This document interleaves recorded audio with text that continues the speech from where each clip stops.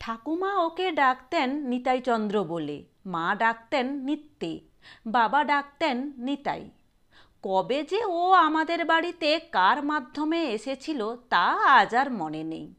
পাশের বাড়ির মণিমাসিমার কাজের লোক ক্ষান্তমণি দিদি ওকে নিয়ে এসেছিল আমাদের বাড়িতে। ছোট ছেলে, একটা ছেঁড়া হাফ প্যান্ট পরনে আর গায়ে একটা নোংরা হাতকাটা গেঞ্জি। মা প্রথম দিনই বলেছিলেন, তোকে দেখছি ধোপা বাড়ি পাঠাতে হবে, তোর গায়েও যা ময়লা। ও ৩২ পাটি দাঁত বের করে হেসেছিল হি হি করে। মাধবদার উপর ভার পড়েছিল ওকে পরিষ্কার করার। ঝামা দিয়ে আর সানলাইট সাবান দিয়ে পাক্কা একটি ঘন্টা ঘষে মেজে মাধবদাদা নিতাইকে পরিষ্কার করেছিল। গামছা পরিয়ে ছাদে বসিয়ে রেখে ওর জামা কাপড় শুকোতে দিয়েছিল। পরে মা অবশ্য ওকে একটা নতুন জামা কাপড় কিনে দেন। দেখতে দেখতেই নিতাই আমাদের বাড়িতে একেবারে অপরিহার্য হয়ে উঠল। নিতাইকে নইলে কারুরই চলে না। ঠাকুমার দেখাশোনার জন্য বামুন্দি ছিলেন, তা সত্ত্বেও ক্ষণে ক্ষণে নিতাইচন্দ্রকে না হলে তাঁর চলতো না। মায়েরও হাতের কাছে সবসময় ও না থাকলেই চলতো না। বাবাও মাঝে মাঝেই ডাকতেন, ওরে নিতাই কোথায় গেলি বলে। তেতলা বাড়িতে ও হরিণের মতো ছুটে বেড়াতো সিঁড়ি টপকে টপকে। আমি ছড়া লিখলাম ওর নামে, নিতাই নিতাই নিত্যে, এক লহমার অবসর নেই, তবু সুখ কামনা চিত্তে। এই বললেই হাতের কাছে, নেই বললেই নেই। হিসাববিহীন কাজ করে যায়, লাফাই যে ধেই ধেই। এক রত্তি ছোঁড়া যেন বলগা ছেঁড়া ঘোড়া। মোদের নিতাই, নিতাই তার একটিও নেই জোড়া। দেখতে দেখতে ৪-৫ বছর কেটে গেল। নিতাইয়ের তখন উঠতি বয়স। ও দেখতে দেখতে বড় হয়ে গেল। নাকের নিচে গোঁফের ছায়া ঘন হয়ে এলো, গলার স্বর বদলে গেল। আমি নিতাইয়ের চেয়ে অল্পই বড় ছিলাম। আমিও স্কুল ছেড়ে কলেজে উঠলাম। নিতাইয়ের জীবনেও যে এই দ্রুত পরিবর্তনশীল ৪-৫টি বছরের মধ্যে কিছু পরিবর্তন ঘটা উচিত ছিল বা স্বাভাবিক, এ কথা আমাদের কারোরই মনে পড়ল না। নিতাই কাজ করে, আমাদের সকলের কাজ করে। আমাদের সুবিধে হয় খুবই। ভালো কাজ করে অথচ মাইনে কম। দুপুরে ২ ঘন্টা বিশ্রাম ছাড়া ভোর ৫টা থেকে রাত ১১টা অবধি অক্লান্ত পরিশ্রম ছিল নিতাইয়ের। সমস্ত কাজের জন্যেই আলাদা আলাদা লোক থাকা সত্ত্বেও নিতাইয়ের কাজ কমতো না একটুও, কারণ ওর কাজই ছিল সকলের ফরমাইশ খাটা। সেজ কাকুর নস্যি, ছোট কাকুর সিগারেট, মায়ের জর্দা, ঠাকুমার তুলসী পাতা, বাবার দাড়ি কামানো ব্লেড, ছোট বোনের পেন্সিল, ছোট ঠাকুমার দোক্তা পাতা। এই সবের জন্যে ওকে সারাদিনে কতবার শুধু দোকানেই দৌড়তে হতো। যতবার উপর নিচ করতে হতো তাতে ১৫ দিনে একবার করে মাউন্ট এভারেস্টে চড়া আর থর মরুভূমি পেরোনো হয়ে যেত। একদিন মা বললেন, ক্ষান্তমণি যে বলেছিল তোর মা বাবা সকলেই আছে, তা তুই একদিনের জন্যেও দেশে গেলি না এই বছর, ব্যাপারটা কি বলতো? উত্তর না দিয়ে চুপ করে রইল নিতাই। কি রে, কথা বলছিস না কেন? তবুও নিতাই চুপ করেই রইল। মাইনে যে পাস তার থেকে কিছু কি পাঠাস মা বাবাকে? না। জোরে দীর্ঘশ্বাস ছেড়ে বলল নিতাই। কেন পাঠাস না কেন? এমনি। তোর দেশটা কোথায়? ডায়মন্ড হারবার লাইনে। গ্রামের নাম কি? ওই তো আমতলার কাছেই। আরে গ্রামের নাম তো বলবি। বলে কি হবে? তার মানে তুই যদি চুরি করে পালাস টালাস, পুলিশকে তোর ঠিকানা জানাতে হবে না? ফিক করে হাসল নিতাই, বলল, আমি যে চুরি কখনোই করব না তা আপনি জানেন। মা পান মুখে দিয়ে জর্দা ফেলে বললেন, ভালো লোকও চোর হয়, সু আর কু ২ দেবতা অনবরত ঘোরেন। কার ঘাড়ে যে কখন কোন দেবতা ভর করেন তা কে বলতে পারে? আমি চুরি করব না, মরে গেলেও না। মা পানের পিক ফেলে বললেন, তা না হয় মানলাম, কিন্তু তুই কি গরু না ছাগল যে তোর ঠিকানা থাকবে না? তাদেরও তো একটা ঠিকানা থাকে নাকি? নিতাই চুপ করে থাকলো, মাথা নিচু করে, কিন্তু কথা বলল না। অনেকক্ষণ পরে বলল, ক্ষান্ত মাসি সব জানে। মা আমাকে একদিন বললেন, শুনেছিস ক্ষান্তমণি নাকি মণিদের বাড়ির কাজ ছেড়ে চলে গেছে? কিছু না বলে, হঠাৎই। ওদের বাড়ি থেকে একটি দেওয়াল ঘড়িও হারিয়ে গেছে। ঘড়িটা মণির শ্বশুরমশাই সেই 1934-এ সুইজারল্যান্ড থেকে এনেছিলেন। মোরগ ডাকতে ডাকতে বেরিয়ে আসে প্রতি প্রহরে। রমা বলছিল হঠাৎ না বলে কয়ে চলে গেল, তাই সন্দেহ হচ্ছে। কিন্তু অত বড় ঘড়ি নিলই বা কী করে? মান্তু বলছিল পুটুলির মধ্যে করে নিয়ে গেছে। নিয়ে যেতে চাইলে কেউ কি আর ঠেকাতে পারে? আজ তো মানুষ নিয়ে যাচ্ছে আর ঘড়ি। এখন নিতাই যদি কিছু করে বসে, তাহলে বাড়ি শুদ্ধ সকলে তো দায়ী করবে আমাকেই। মা বললেন। আমি বললাম, নিজের বাড়ির ঠিকানা জানে না এমন তো হতে পারে না, কিন্তু তোমরা নিতাইকে নিয়ে ভাবছই বা কেন? ও তো আমাদের বাড়ির লোকই হয়ে গেছে। ও যে অমন কিছু করবে তা বিশ্বাস হয় না। ঠাকুমা দালানে বসে খবরের কাগজ পড়ছিলেন। বাইফোকাল চশমার উপরে চোখ তুলে বললেন, কথাই বলে জন জামাই আর বোনপো কখনো আপন হয় না। তারা হতে চাইলেও কেউ তাদের আপন মনে করে না, আর অন্যেরা মনে করতে চাইলেও তারা হতে চায় না। তাই? আমি বললাম। মা বললেন, কি জানি বাবা, আমার তো মন খারাপই হয়ে গেছে ক্ষান্তমণির হঠাৎ চলে যাওয়াতে। তাছাড়া মেয়েটা অমন না বলে কয়ে যে চলে গেল, সে কারণেও তো একটা খোঁজ নেওয়া দরকার। কোনো বিপদ আপদও তো হয়ে থাকতে পারে, বলা নেই কোয়া নেই, কাক ভরে উঠে সে বেপাত্তা হয়ে যাবে। এ কি রকম? 7 বছর কাজ করছে সেখানে। আমি বললাম, নিতাইকে সঙ্গে করে আমি যাচ্ছি ক্ষান্তমণি দিদিদের বাড়ি।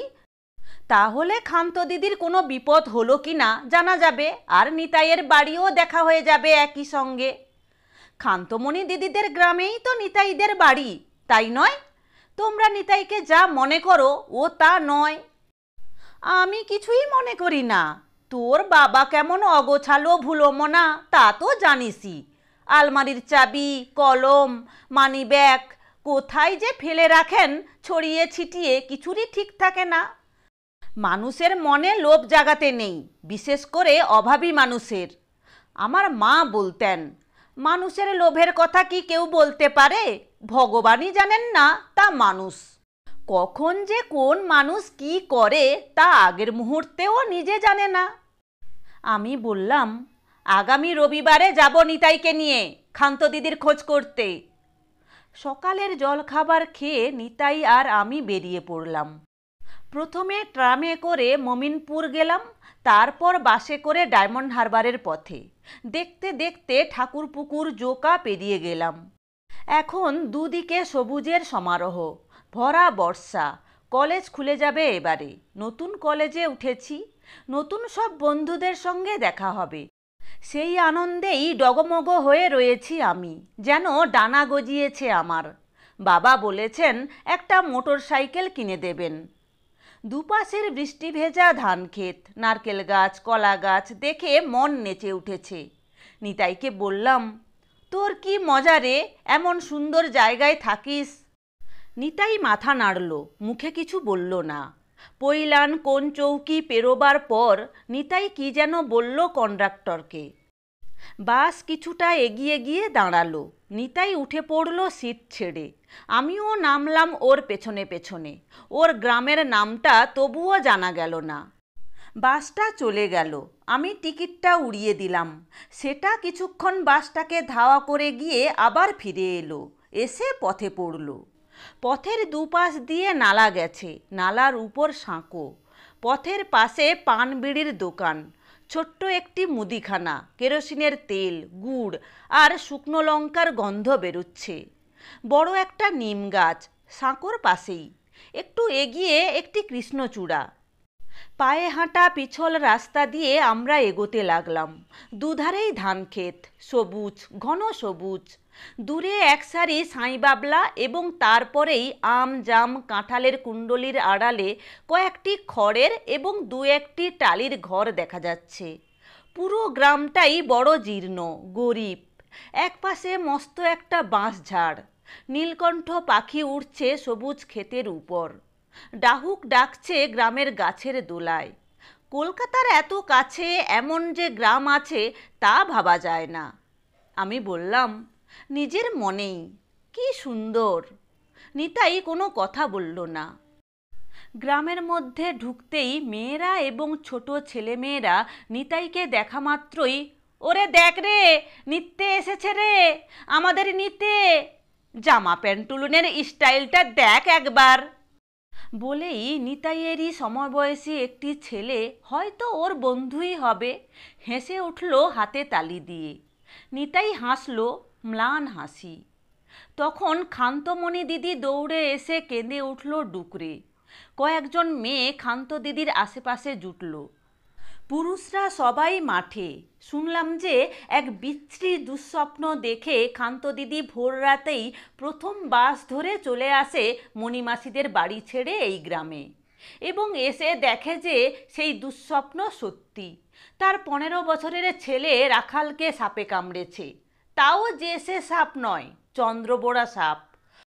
ওঝা বদ্যি এমনকি ব্লকের ডাক্তারবাবু কেউই কিছু করতে পারল নি রে নিত্যে, সে চইলে গেল, বলেই ক্ষান্তমণি দিদি কেঁদে উঠল।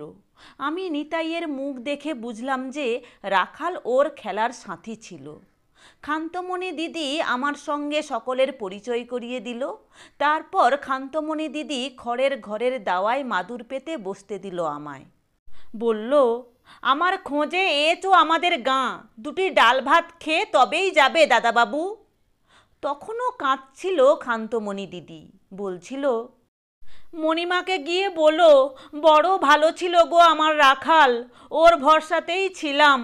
এখন চিতেই উঠার দিন অবধি আমায় কাজ করতে হবে গো দাদাবাবু, নিস্তের নেই কোনো, ভাবলেও বুক ফেটে কান্না আসে, বলেই ভেতরে গেল রান্না করতে। একটুক্ষণ বসে জল আর বাতাসা খেয়ে আমি নিতাইকে বললাম, তুই তোর বাড়ি নিয়ে যাবি না? নিতাই ফ্যাল ফ্যাল করে চেয়ে রইল তখনও আমার চোখে। তারপর আমাকে নিয়ে উঠল যেন বিষম অনিচ্ছায়। গ্রামের এক প্রান্তে গিয়ে পৌঁছলাম আমরা।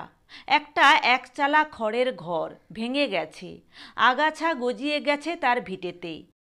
একটা সজনে গাছ ঝুঁকে পড়ে যেন অন্ধকার ঘরের ভেতরে কি আছে তা দেখবার চেষ্টা করছে। দাঁড়কাক ডাকছে কর্কশ গলায়। মেঘলা আকাশের নিচে ঝুরুঝুরু হাওয়ায় নিমফুল উঠছে। আমরা তার ভিটেই উঠতে যাচ্ছি, এমন সময় পেছন থেকে একটি মেয়ে ডাক দিল, বলল, নিত্যেদা, ওখানে যেওনি, কালকে উঠে জোরে আছে ওখানে, মারা পড়বে গো। কে রে, টেপি? নিতাই ঘুরে দাঁড়ালো। হ্যাঁ গো নিত্যেদা, মনে আছে, তুমি আমার গায়ে কেরোসিনের ছ্যাঁকা দিয়েছিলে, আমি তখন ছোট্ট ছিলাম, বলেই হেসে উঠল ফোকলা দাঁতে। নিতাইও হাসল, বলল, তুই এখনো ছোটই আছিস।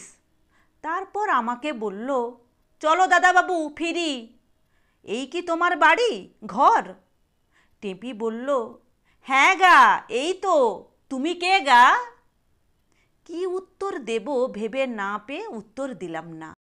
নিতাই মাথা নোয়ালো। তারপর আমাকে বলল, দাদাবাবু, মাকে বলো এই আমার ঠিকানা। বাবা মারা গিয়েছিল তখন আমি 6 মাসের, পিচ রাস্তায় গাড়ি চাপা পড়ে। আর মা 5 বছর আগে এমনই এক বর্ষার দিনে যখন কচুর শাক তুলছিল তখন। কি করে? বাজ পড়ে, মাঠের মধ্যে নয়, গাছ আর ঝাড়ের মধ্যেই পড়েছিল দেহটা। সন্ধেবেলা খুঁজতে খুঁজতে পেয়েছিল ভুন্ত কাকারা। একটু চুপ করে থেকেই বলেছিল, তারপরই তো ক্ষান্ত মাসি আমাকে সঙ্গে করে নিয়ে গিয়েছিল তোমাদের বাড়ি। সাদা খয়েরি গোবক বসেছিল পুকুর পাড়ে। বিতিকিচ্ছিরি বুক কাঁপানো শব্দ করে একটি হুপি পাখি জোরে দৌড়ে চলে গেল। নিতাই বলল, যেন নিজেরই মনে, শহরের বাবুরা ভাবেন সকলেরই বুঝি তাদেরই মতো বাড়ি থাকে, ঠিকানা।